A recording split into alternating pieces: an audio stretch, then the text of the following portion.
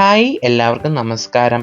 ഇന്ന് നമുക്കൊരു chicken fried recipe നോക്കിയാലോ. തട്ടുകട സ്റ്റൈൽ നല്ല ക്രിസ്പി ആയിട്ടുള്ള ചിക്കൻ ഫ്രൈഡ് റെസിപ്പിയാണ്. അപ്പോൾ നമുക്ക് റെസിപ്പിയിലേക്ക് പോകാം. അതിനായിട്ട് ചിക്കൻ ക്ലീൻ ചെയ്തിട്ട് നമുക്കൊരു ബൗളിലേക്ക് ഇട്ട് കൊടുക്കാം.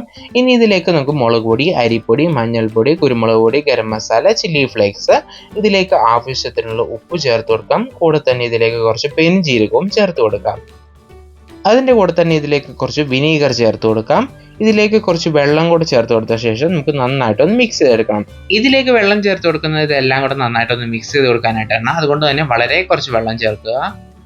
ഇനി നമുക്ക് ഇതെല്ലാം കൂടെ നന്നായിട്ട് മിക്സ് ചെയ്തെടുക്കണം. കൈ കൊണ്ട് തന്നെ മിക്സ് ചെയ്തെടുക്കണം. എന്നാലാണ് ചിക്കനിലേക്ക് മസാലയൊക്കെ നന്നായിട്ട് പിടിക്കത്തുള്ളൂ.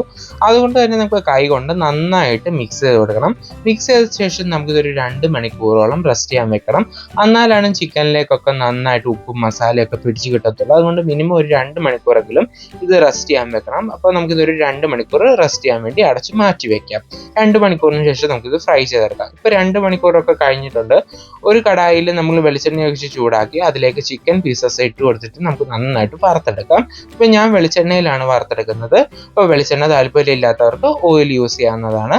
അപ്പോൾ നമുക്ക് ഇതിലേക്ക് ഇട്ട് കൊടുത്ത ശേഷം ഫ്രൈ ചെയ്തെടുക്കാം. നല്ല ക്രിസ്പി ആവുന്നത് വരെ ഫ്രൈ ചെയ്തെടുക്കണം. ഒരു സൈഡ് ഫ്രൈ ആയി വരുമ്പോൾ നമ്മൾ തിരിച്ചിട്ട് കൊടുക്കണം. മറുവശവും ഫ്രൈ ആയി വരുമ്പോൾ നമുക്കിത് തിരിച്ചിട്ട് കൊടുത്ത് ഫ്രൈ ചെയ്തെടുക്കണം. അപ്പോൾ നമുക്കിത് എണ്ണയിൽ നിന്ന് കോരിയെടുക്കാം.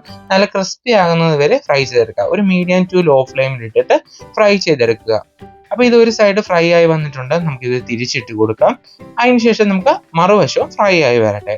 അപ്പോൾ ഇതുപോലെ ഒരു മീഡിയം ടു ലോ ഫ്ലെയിമിൽ വെച്ചിട്ട് ഫ്രൈ ചെയ്തെടുക്കാം. അപ്പോൾ ചിക്കനൊക്കെ നന്നായിട്ട് കുക്കായി കിട്ടുകയും ചെയ്യും. ഇത് നല്ല ക്രിസ്പി ആയിട്ട് കിട്ടുകയും ചെയ്യും. അപ്പോൾ അതുകൊണ്ട് തന്നെ നമുക്കൊരു മീഡിയം ടു ലോ ഫ്ലെയിമിൽ ഫ്രൈ ചെയ്യാം.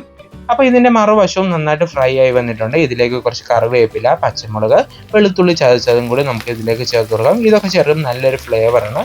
ഇത് ചേർത്ത ശേഷം നന്നായിട്ടൊന്ന് മിക്സ് ചെയ്ത് കൊടുക്കുക.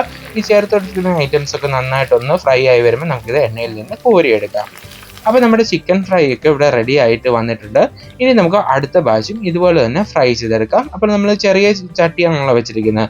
അതുകൊണ്ട് തന്നെ നമുക്ക് ഒരു 1-2 ബാച്ചസ് ആയിട്ട് വറുത്തെടുക്കാനായിട്ടുണ്ട്. അപ്പോൾ ഇൻഗ്രീഡിയൻസിൻ്റെ ലിസ്റ്റ് ഞാൻ ഡിസ്ക്രിപ്ഷൻ ബോക്സിൽ കൊടുത്തിട്ടുണ്ട്. അപ്പോൾ നമുക്ക് സെക്കൻഡ് ബാച്ചും ഇതുപോലെ തന്നെ ഒന്ന് ഫ്രൈ ചെയ്തെടുക്കാം.